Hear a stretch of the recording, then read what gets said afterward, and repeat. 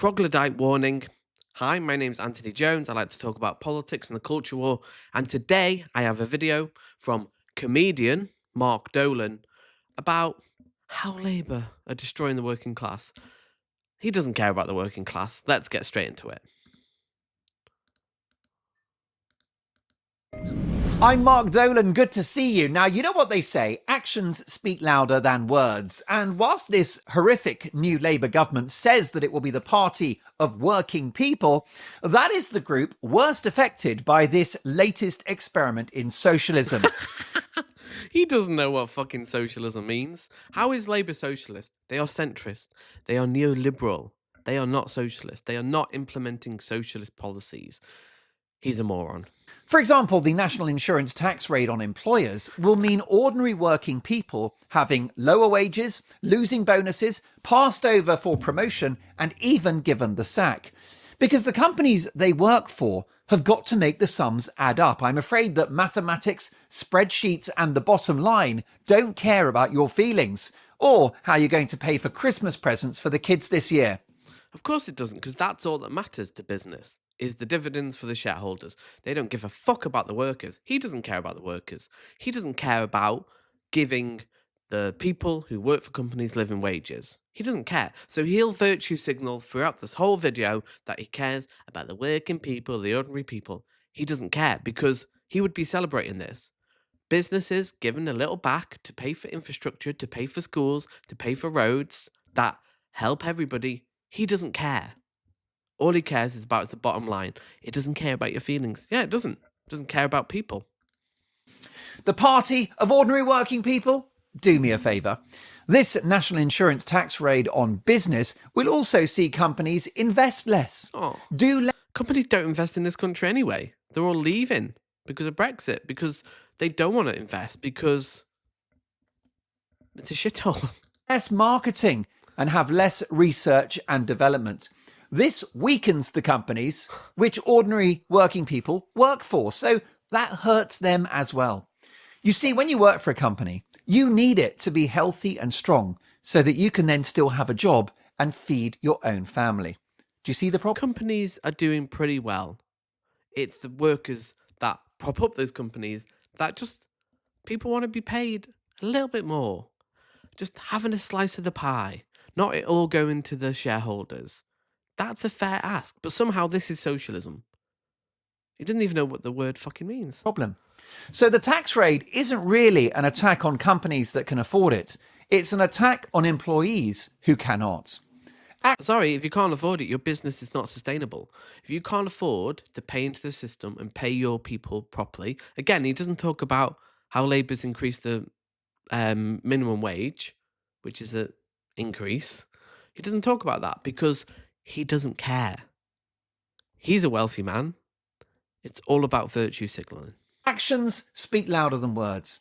And Rachel Reeves said that her budget was a budget for growth, except that growth has crashed from 0.5% in July under Rishi Sunak, the highest growth rate in the G7, to 0.1% under Sir Keir Starmer. That is nearly a recession.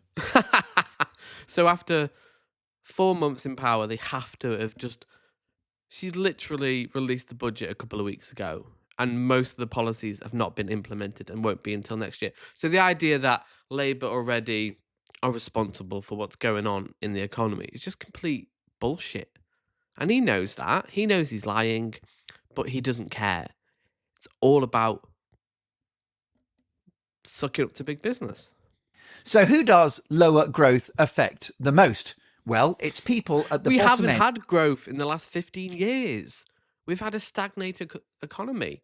And why is that? Because it's been tax cuts for the wealthy, and it's basically socialism for the rich, capitalism for the poor.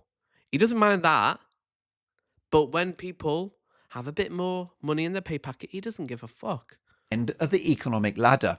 Why? Because there's less money for public services and welfare, both of which the poorest rely on most. Yes, and that's why they are raising national insurance, because the poor do rely on public services and welfare more than people at the top. So actually, we need to invest in that. We need to invest in NHS. We need to invest in people Because, again, 38% of people who work rely on universal credit. They are having their wages subsidized by the taxpayer. They need to be paid properly by the company. But for him, no. You know, the bottom line doesn't care about your feelings. He doesn't care about you feeding your family or buying Christmas presents. He doesn't give a shit. But apparently, it's an attack on working people to actually want to give them more of a chance. The well-off, especially Labour Party cheerleaders like Carol Vorderman and Gary Neville, can easily afford socialism 2.0. It's not socialism. Raising taxes, again, okay, so are the Tories socialists because they raised the tax to the highest in decades? Of course not. It's ridiculous. Ordinary working people just can't. Now, this new government has been drinking the... Actually, ordinary working people do want to pay more tax. They just want it to be spent properly and actually get what they pay in. That's actually, people do want to pay tax. Because again, NHS, schools, infrastructure, people want that to be working. But it hasn't been under the last 15 years because of austerity. They've cut spending, which has destroyed the country. Now, Labour has to rebuild the country and pump money into the public sector so we can have a working country. Net zero Kool-Aid under bacon sandwich mutilator Ed Miliband, who almost destroyed the Labour Party when he beat his brother to the leadership a few years ago, ultimately paving the way for Jeremy Corbyn. Well, this prize numpty is back, committing to decarbonise the economy by next Tuesday. With Britain responsible for 1% of global carbon emissions, how is that going to reduce the Earth's temperature? It's anyone's guess. And whilst I want to clean up the planet and get those emissions down, of course I do. You? Well, the ideology... Well, how do we do that then? You can't have it both ways. Oh, we're going to decarbonise by a certain point, but you can't have it both ways. We need to do it. And also, we need to be a leader. We need to tell other countries and show other countries that we're doing our part. Yeah, we are a small contributor, but we benefit from all the pollution caused by China, India, and other countries that make our clothes, our technology. So we benefit greatly from that. So we need to do our part as one of the wealthiest countries in the world. And again, he is lying here. Of course I want to. Well, how do we do it then? We've got to do something. You can't just say, yeah, I want to lower emissions. How are we going to do it? Well, not do anything. You can't have it both ways. Of net zero, which is almost like a religious cult, the proof of which is that it can't... it's not. It's science. We need to lower it. It's having an impact. We have evidence. That's not a cult. The cult is you who deny the science, who deny the fact that we actually need to do something about it. If you pretend to care about working people who are going to be affected more, because people who live in floodplains, poorer people generally, are being more affected by this. And we're going to only see more and more floods. So again, he doesn't give a shit about working people. All he cares about is big business, getting their dividends, making their profits, and paying people the least they can get away with. And that's all that matters to him.